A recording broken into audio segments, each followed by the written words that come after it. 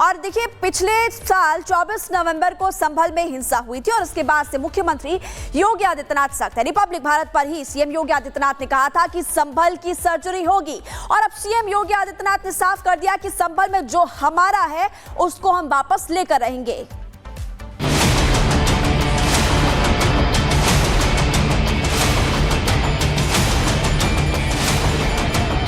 संभल में गूंज रहा है सनातनी जय घोष। एक शरारत के तहत समाप्त कर दिया गया। जो हमारा है वो हमें मिल जाना चाहिए। संभल में भी कर रहे हैं, आस्था का ही सवाल है। आपके लिए वोट बैंक था, हमारे लिए विरासत थी। विरासत की रक्षा करने वालों से वोट बैंक की राजनीति करने वालों का हारना तय है। संभल की जिस शाही जामा मस्जिद पर मुस्लिम पक्ष दावा करता आया, अब उसी दावे पर कोर्ट ने ब्रेक लगा दिया। इलाहाबाद हाई कोर्ट ने कहा कि मुस्लिम पक्ष संभल की जामा मस्जिद को मस्जिद कहना बंद कर दे। कोर्ट ने सुनवाई के दौरान मस्जिद को विवादित ढांचा लिखवाया। जस्टिस रोहित रंजन अग्रवाल ने जामा मस्जिद को विवादित ढांचा लिखवाया। अब कहीं भी जामा मस्जिद न लिखकर विवादित ढांचा लिखा जाएगा। हिंदू पक्ष के वकील हरिशंकर जैन ने ये मांग की। डिस्प्यूटेड स्ट्रक्चर यूज करने का मतलब ये नहीं होता है कि किसी भी पार्टीज के राइट डिसाइड हो गए। अभी कोर्ट ने ना उसको मस्जिद कहा है, ना कोर्ट ने उसे मंदिर कहा है, कोर्ट ने उसे भी डिस्प्यूटेड स्ट्रक्चर कहा है। और जुडिशियल प्रैक्टिस, जुडिशियल पार्लेंस में जब कोई मामला कोर्ट के सामने होता है और किसी एक संपत्ति को लेके होता है, तो during the pendency of that proceeding उसे डिस्प्यूटेड स्ट्रक्चर ही कहा जाता है। संभल में विवादित ढांचा है, यह अब अदालत ने भी मान लिया है। तो क्या संभल में हिंदू पक्ष की जीत तय है? क्या हरिहर मंदिर का रास्ता साफ हो गया है? क्या अयोध्या की तर्ज पर हरिहर मंदिर बनेगा? क्या काशी मथुरा की राह पर संभल चल पड़ा है? इन सवालों के जवाब तो भविष्य के गर्भ में छिपे हैं। हालांकि कोर्ट के फैसले से जहां हिंदू पक्ष खुश है, तो वहीं मुस्लिम पक्ष कोर्ट के फैसले पर सवाल उठा रहा है। झूठे तथ्यों के आधार पर जगहों पर जो कब्जा किया गया है, अब उसका समय आ गया है। ये विवादित स्थल नहीं, हरिहर मंदिर है और हरिहर मंदिर के नाम से जाना जाएगा। विवादित नहीं है, हमने तो जब भी देखा जहाँ मस्जिद देगा, आज से बाप दादाओं के जमाने से जहाँ मस्जिद ही है। हमारी बहुत बड़ी जीत है और इसे विवादित ढांचा जो है लिख देना चाहिए बोर्ड पे। जामा मस्जिद है, जामा मस्जिद ही रहेगी। हरिहर नाम के मंदिर के नाम से है प्रचलित, समझिए आप। तो उसको ना तो आप मिटा सकते हो ना मैं मिटा सकता हूँ। एक और जहाँ खुशी की लहर है तो दूसरी ओर गम। हालांकि संभल की धरती से जो सनातनी सबूत सामने आ रहे हैं, उससे साफ पता चलता है कि कैसे सनातन को दबाने की साजिश की गई, कैसे हिंदुओं के खिलाफ माहौल बनाया गया। बहरहाल योगी राज में कट्टरपंथियों के हाथ बंधे हैं। संभल में सत्यव्रत चौकी के बाद अब दूसरी चौकी का निर्माण तेज है।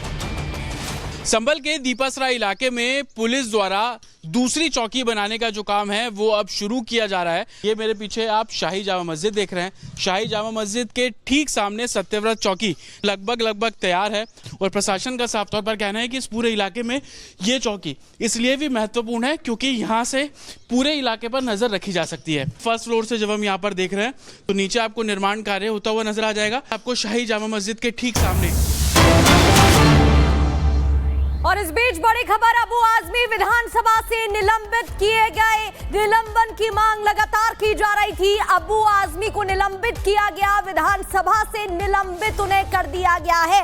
महाराष्ट्र विधानसभा से अबू आजमी निलंबित कर दिए गए हैं। लगातार विरोध किया जा रहा था, आवाजें उठ रही थी। अबू आजमी ने औरंगजेब को लेकर जो बयान दिया था, औरंगजेब प्रेम उनका सामने आया था, जिसके बाद से ही बयान सामने आ रहे थे, सियासत तेज हो रही थी और महाराष्ट्र विधानसभा से अबू आजमी को निलंबित करने की मांग उठ रही थी। विरोध प्रदर्शन हो रहा था। तस्वीरें हम आपको लगातार दिखा रहे थे, जहां जूते चप्पलों से उनकी तस्वीर को पीटते नेता दिखाई दे रहे थे। वो पोस्टर सामने आ रहे थे, जहां नारेबाजी हो रही थी, विरोध किए जा रहे थे। मंत्री महोदय,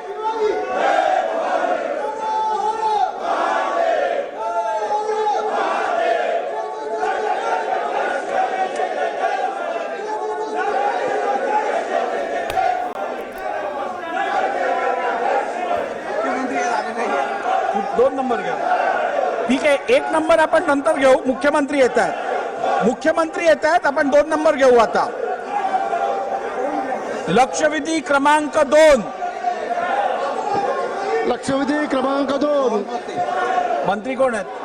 लक्षवेधी क्रमांक 2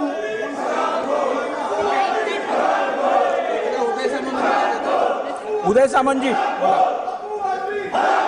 अध्यक्ष महोदय कल्याण डोंबिवली उत्तर छापल्याप्रमाणे छापल्याप्रमाणे चला. बोला मटे साहेब बोला. अध्यक्ष महोदय कल्याण डोंबिवली महानगरपालिकेच्या शास्त्रीनगर रुग्णालयात एका 26 वर्षीय महिलेला रुग्णालयात प्रसूतीकरता भरती केल्यानंतर डॉक्टरांच्या अध्यक्ष महोदय डॉक्टरांच्या हलगर्जीपणामुळं त्या महिलांची प्रसूती सीझरमुळे झाली आणि ते अत्यंत रक्तस्रावामुळं त्या महिलेचा त्या रुग्णालयात मृत्यू झाला. त्यांच्या नातेवाईकांनी 40 तास त्या हलगर्जीपणा केलेल्या डॉक्टरांनी ज्या डॉक्टरांनी हलगर्जीपणा केला त्यांना निलंबित करण्यात यावं याकरता त्यांनी तिथे 40 तास रस्ता रोको केला. मला असं वाटतं की डॉक्टरांच्या हलगर्जीपणामुळं हा झालेला मृत्यू. तो विवादित बयान पर अबू आजमी पर कार्रवाई की गई है, एक्शन लिया गया है. महाराष्ट्र विधानसभा से अबू आजमी को निलंबित कर दिया गया है. मांग भी उठ रही थी कि कार्रवाई की जानी चाहिए. जिस तरीके से बयान दिया है वो ठीक नहीं है, कहा गया. डिप्यूटी सीएम एकनाथ शिंदे की तरफ से कहा गया देशद्रोह का मुकदमा दर्ज होना चाहिए. सीएम फडणवीस ने कार्रवाई की मांग की थी. विवादित बयान पर अब अबू आजमी पर कार्रवाई की गई है, उन्हें विधानसभा से निलंबित कर दिया गया है.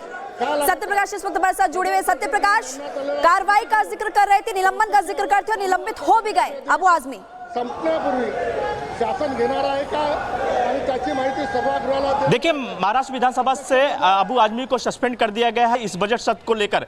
महाराष्ट्र के बीजेपी के नेता चंद्रकांत पाटिल ने प्रस्ताव रखा था और प्रस्ताव ये रखा था कि अबू आजमी ने जिस तरह से औरंगजेब के खिलाफ बयान दिया है, जिस तरह से औरंगजेब को लेकर उन्होंने हीरो बताया था और जिस तरह से उन्होंने बयान दिया था, उसको लेकर लगातार महाराष्ट्र विधानसभा में प्रोटेस्ट हो रहा था. लगातार उनके खिलाफ शिवसेना एकनाथ शिंदे गुट के नेता लगातार आक्रामक थे.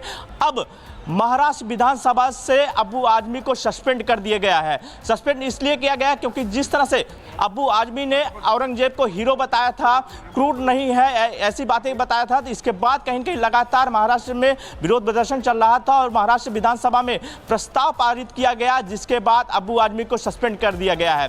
बीजेपी नेता चंद्रकांत पाटिल ने महाराष्ट्र विधानसभा में प्रस्ताव रखा कि अबू आजमी को सस्पेंड किया जाए, क्योंकि जिस तरह से अबू आजमी ने औरंगजेब का महिमा